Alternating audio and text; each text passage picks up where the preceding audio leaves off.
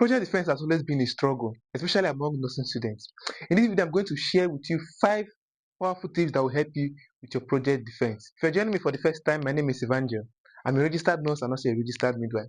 And on this space, I share with you tips and tutorials that will help you as a nursing student. So do well to follow me so that you're not going to miss out on any of my updates. Now, let's focus on the business of today, which is project defense.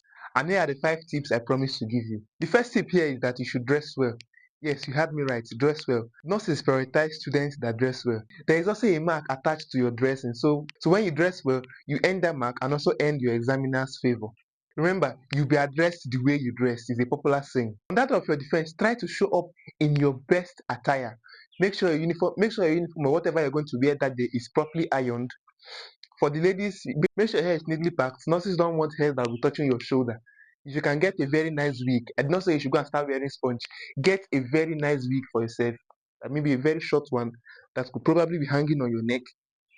Or if you can't afford the wig, it's fine. Make sure that your hair is neatly packed and it's not touching your uniform.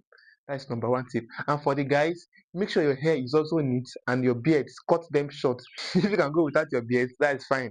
The examiner will appreciate that very much. You know, nurses don't like unkempt beard, so go to the barber shop and take care of your beards. The second tip I have for you here says master your content. Let me tell you, you can't pour from an empty cup.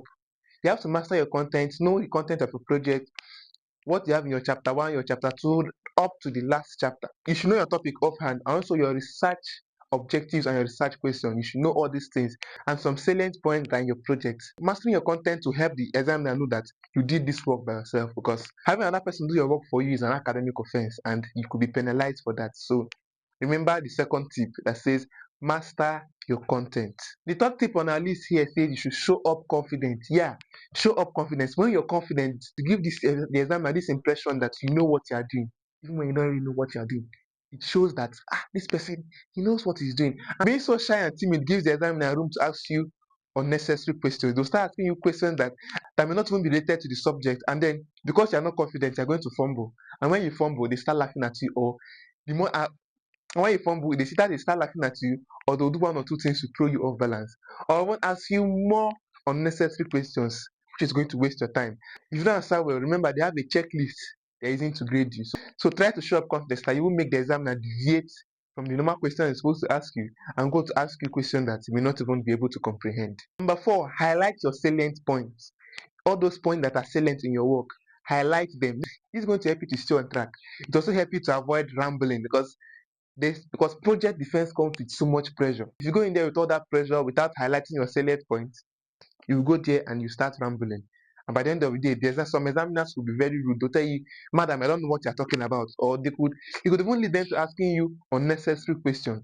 At the end of the day, your work will be disorganized. And you're coming out with small marks like this. So you had me the first time when I said it. Highlight your salient points.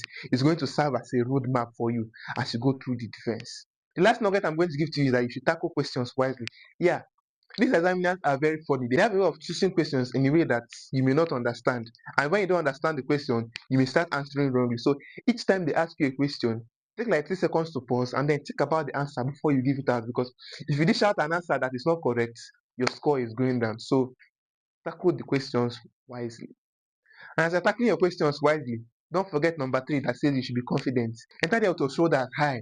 Own the stage, because the stage is yours. It doesn't belong to the examiner. The stage belongs to you. It doesn't belong to the examiner. He or she is only there to watch. Is your audience. So master the stage. Let me give you a recap of what I've said before. Dress well, number 1. Number 2, master your content. Number 3, show up confident. And number 4, highlight your salient point. And the 5th one on our list here says that you should tackle your questions wisely.